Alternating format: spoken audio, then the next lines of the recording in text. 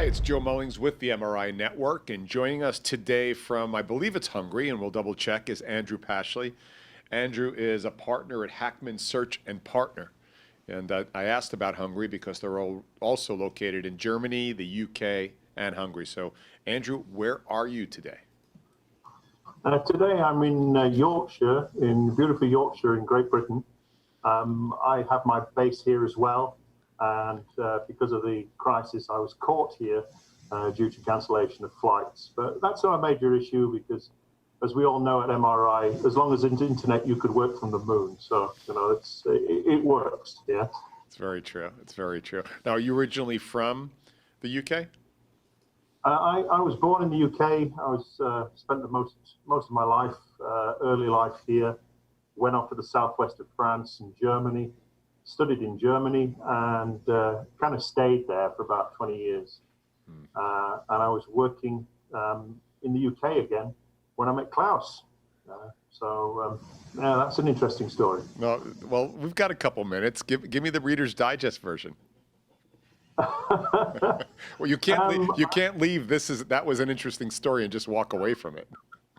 Well, I was working for a negotiation company in London, and I was the only guy that could run their workshops in German and English. So I was being sent all over the globe to run, or mainly in the German-speaking areas, to run these workshops. And one of the courses was in Cologne, I think, and the guy was on my course, this big South African guy, you know, South African German guy. Many of you will probably know Klaus. And, you know, he deadlocked all the deals. He's a really tough cookie. And I didn't know at the time, but he'd been sent on the course by my boss to find my replacement. So it was important for them, for him to have a feeling of exactly the kind of person that they required for the business. And about 18 months later, when I was no longer with the business, I got in touch with Klaus and said, hey, you know, you have a headhunting business. Is there anything that I could do? Is there anything, you know, you've got for me? And he said, no, Jesus, no, you know, you're far too expensive. We couldn't do anything for you. And he invited me to Hamburg, and we had a conversation, and he offered me a partnership. And at the time, I was going through a messy divorce, and I said, hey, you know, I can't buy into a business. I don't have any collateral.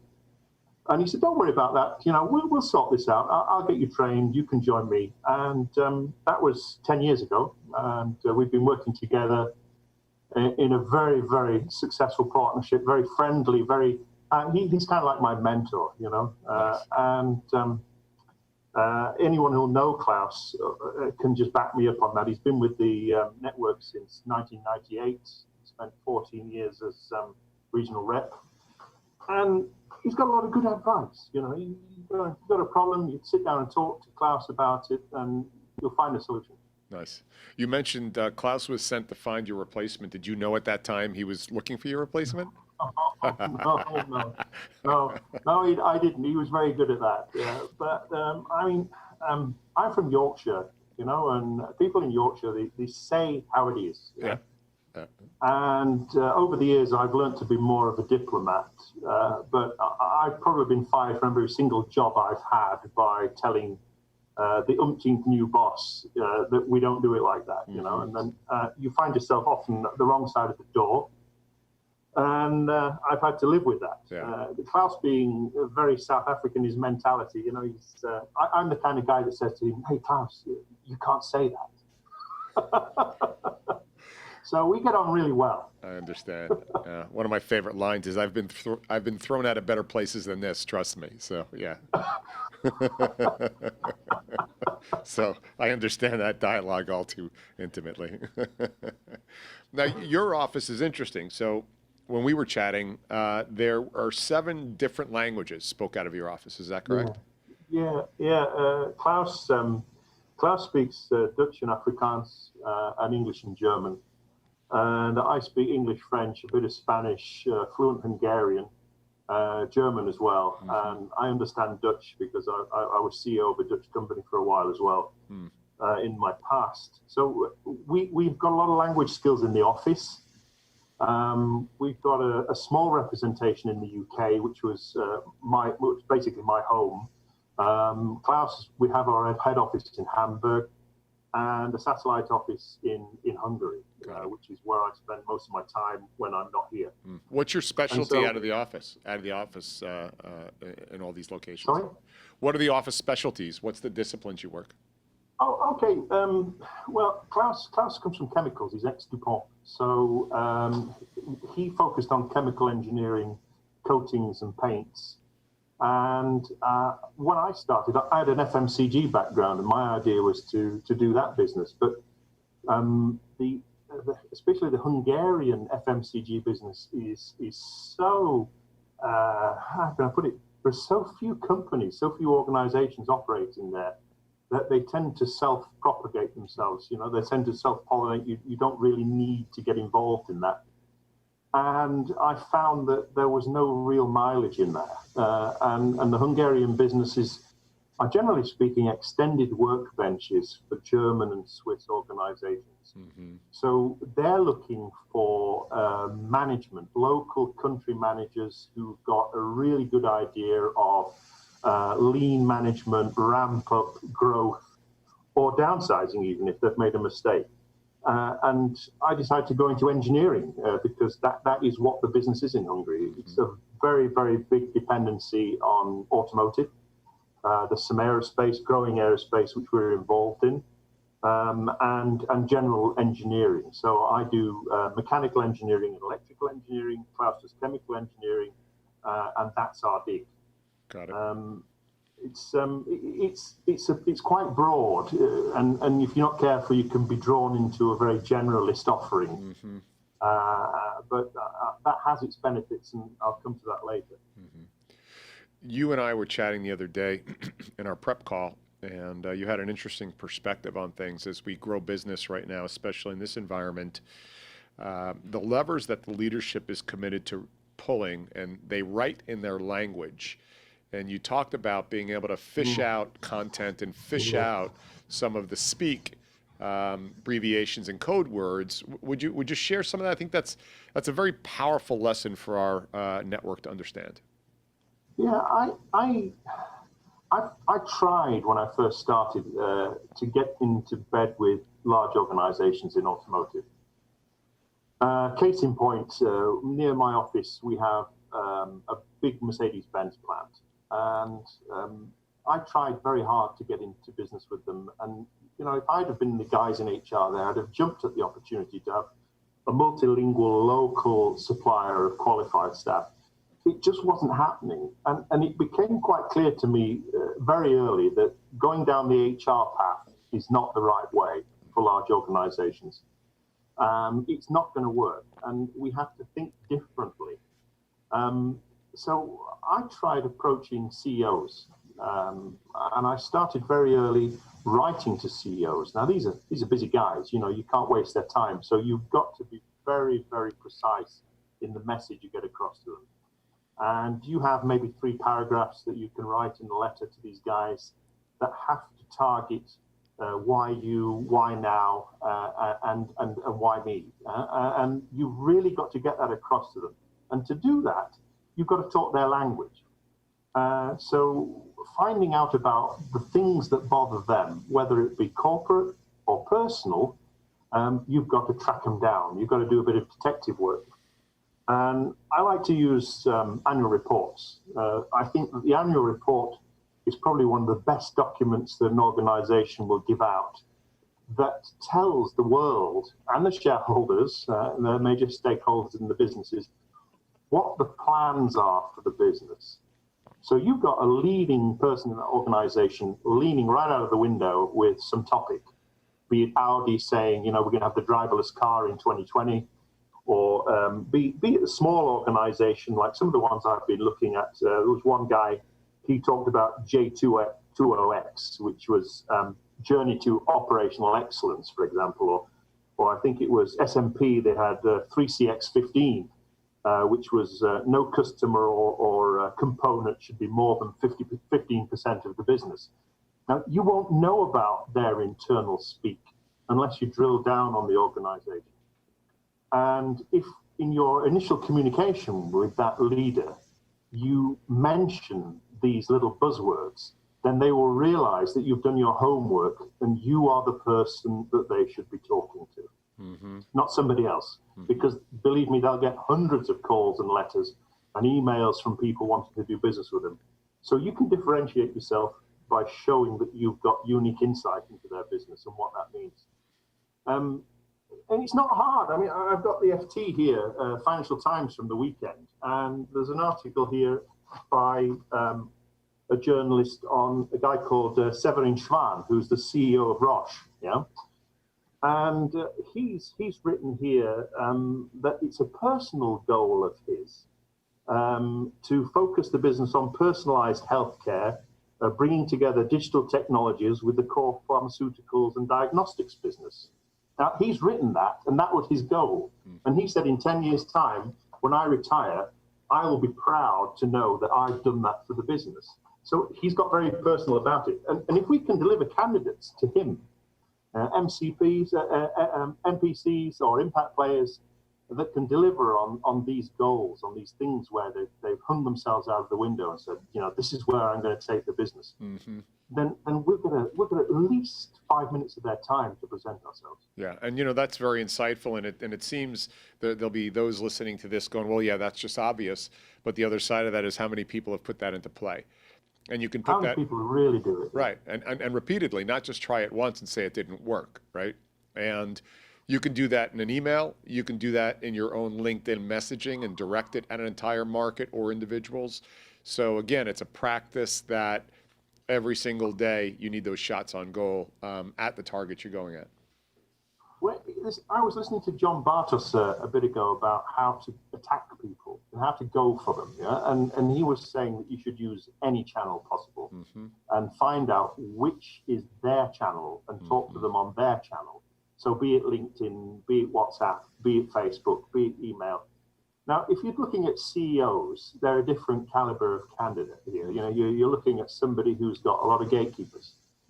And so I tried a very old-fashioned method. I try and write a letter to these people, an actual physical letter on legal bonded paper in an envelope with private and confidential on it. I've never seen one of those. That gets through the gatekeepers, yeah, because no secretary will not hand that to the CEO. That's true. That's true. I've never seen a actual typed letter before, but I've heard they exist.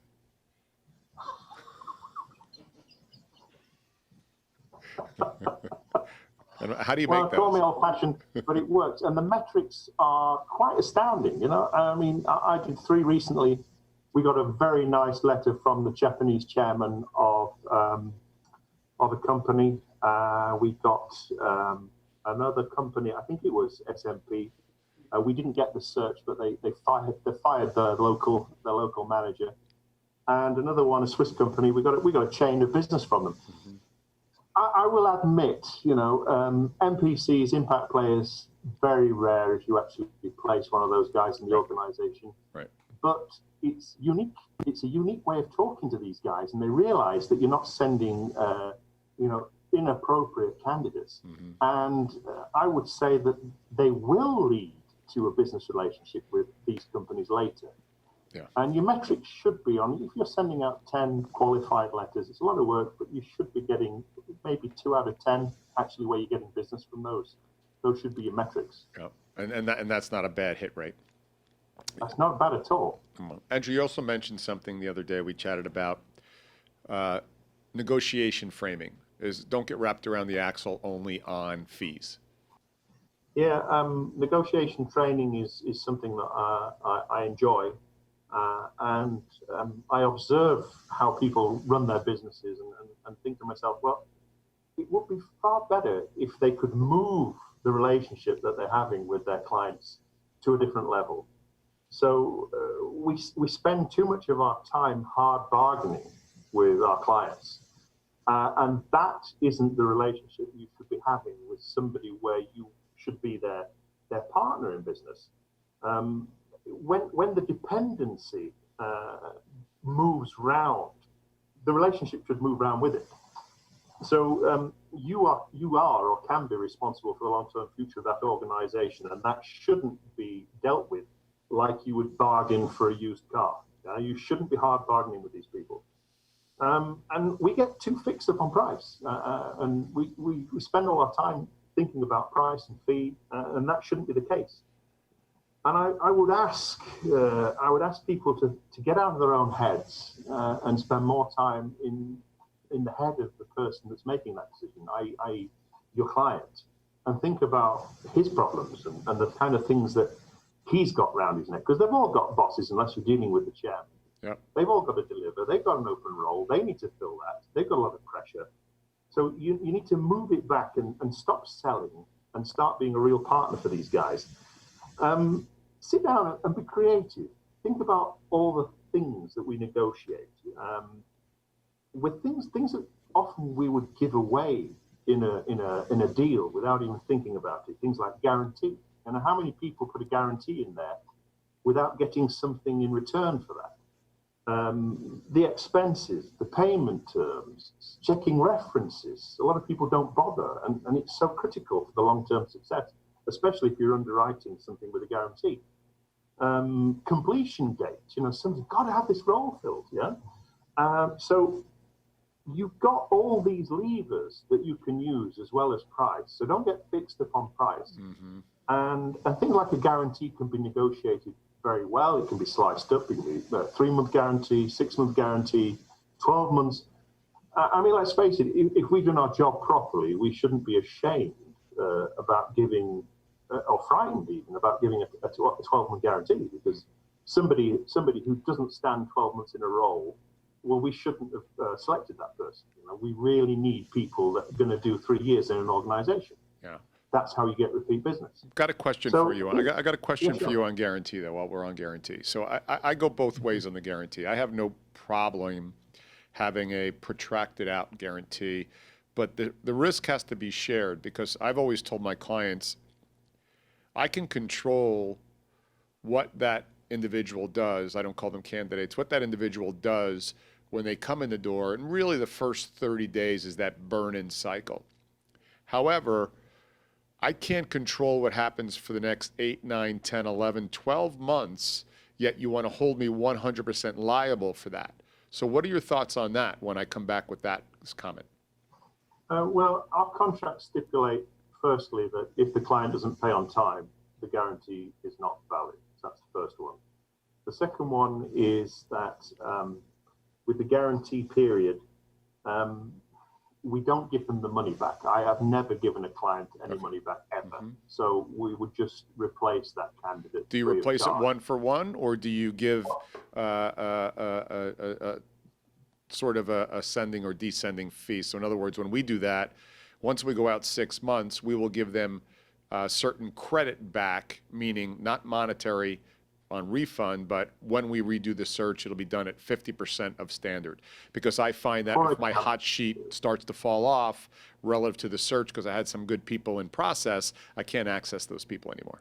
You could do that as well, but I've never actually transferred somebody their money back. Yeah, same thing. Okay. I've given somebody a discount on the next search, for example. Just wanted to make sure. But the reason why that guy actually left was because he was underpaid, so the new guy had to have a higher salary, so the discount worked out okay, Yeah.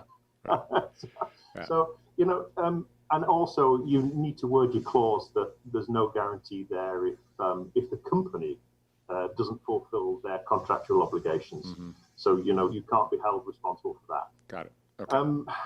I had a client, and I got in there with an impact player, and because I'd approached them, I was a bit too much in my own head and talking to them about what we would consider to be quite a low fee. I think it was 25%, which might be quite high for America, but it's quite low for our organization. And I was just listening to the guy, which is so important. You've got to listen to what these people say. And his pain was the fact that he had few people in the role. Nobody had managed to cut it. He'd had to get rid of them, or they'd left. And the guarantee for him was so important, and I confessed, I said, well, is that really important for you? And he said, yeah, I want a 12-month guarantee. And I said, well, if you will pay me 30%, I will give you a 30%, a 12-month guarantee. So you can use it that way to get your price up. Sure. And I stand by what I said. If you've done your job properly, people should be sticking 12 months in the job. Otherwise, if they're not, that client's not going to come back to you for another order. No, I would agree. I would agree. And then also one of the things is, and I try and give guidance to my sort of younger, earlier in their career search partners on my team, is care more about the long-term value of the client than the single transactional fee that you get out of the one search. I've got clients that have given me $4 million, $5 million over 5 or 6 years. And had I played hardball for a 30% fee going in, I would have never gotten at bat on that. Thoughts on that? Yeah, you've got to do that. I mean, I've had clients that have even paid me money and then not taken it up, and have a rolling retainer. I mean, 90% of our business is retained, that Klaus and I do. We don't do much contingency. So it comes round. You play hardball with these people, they won't forget it. Nope. There's that saying, people might forget what you say, but they'll never forget how you make them feel. And if people feel that they've got the raw end of the deal, they're not going to come back to you. So the main thing when dealing with any business is that your client needs to feel satisfied. They need to feel satisfied that they've got the best possible deal, that they've got a good thing there. And one of the easiest ways to deliver satisfaction with the client is actually in your terms if you open extreme. Now, there's the so-called piss-off point. You open so extreme, they go away. They don't want to talk to you. Yeah. But you've got to think about what is extreme in our business. And I open my deals at 33 1/3, 5% expenses, and with 1/3 in advance before we start, and 30 days terms. So that's quite extreme, and I won't do a search under 25%, as I've already said. Now, you'll be amazed at the amount of people that if they're in a fix, they'll just sign that contract at 33 1/3. But if you opened at 25 and the guy says to you, oh, no, we can't do that, where are you going to end up? Yeah. So you've got to open extreme in order to give yourself the movement to deliver satisfaction. I mean, Henry Kissinger said a deal usually lands midway between two openings. Yeah. And that is the case. You do not give yourself room to deliver satisfaction if you're opening on your break point. And we spend a lot of time in our own heads. We feel embarrassed about asking for a lot of money up front with retained, and it's a big fee, and you think, yeah, that would be great. And you're too much thinking about yourself and not about the client. So if you open at that 33 and he says, oh, Jesus, I can't do that. That's far too much. Well, you say, well, how close to my 33% can you get? And you're going to land, if you anchor that, you're going to land somewhere around about 30, but not if you start at 25. If you don't ask, you won't get.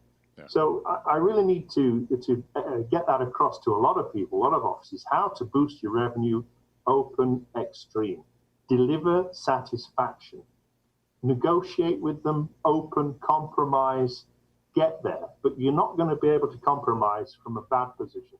It's just going to fall through. You're just not going to make any money. Yeah. So be bold, and then think about all the tradable values I talked about with guarantees, things like that. That is something that people just give away and don't trade. Yeah. The top tips I would probably give to somebody starting: move your client relationship, get away from hard bargaining, prepare to deliver satisfaction, open extreme to do that. Evaluate all the tradable values, all the variables you can use, and then trade them appropriately. Don't give away something that's of very high value to you for nothing. And think about it. How much value is the guarantee to you? It's nothing really, is it? But to them, that could be absolutely massive. That could be a massive value. So think about the things that the client's going to value higher than you will, and trade them appropriately. Those are great tips, great points. I just finished a book by Voss called Never Split the Difference. So some of those rang true in there as well. I enjoyed that. Actually, I'm on my second read on it because I'm not that smart, so I have to read things 2 or 3 times. But certainly sage advice for sure. Well, splitting the difference is not a bad thing, I mean, people say I've never split the difference. But actually having the guts to go and say that instead of shaking on the lower deal. Actually having the guts, those 2 seconds, that uncomfortableness to say, well, I tell you what, we'll split the difference. Because they're only going to say yes or no. And if they say yes, you've got that little bit more. And if they say no, you're just going to land where you were if you hadn't said it. That's right. So, you know, you really need, and we get paid to be uncomfortable, and it's 2 seconds of uncomfortableness, maybe for $5,000, you know, so that's quite a good salary. That's not a bad salary, yeah. Well, Andrew, this has been incredibly instructional. I really do appreciate you sharing this with our network. We need to get more of this from you, so I'll wrap back around after this, and we'll set up session 2. No negotiations, though.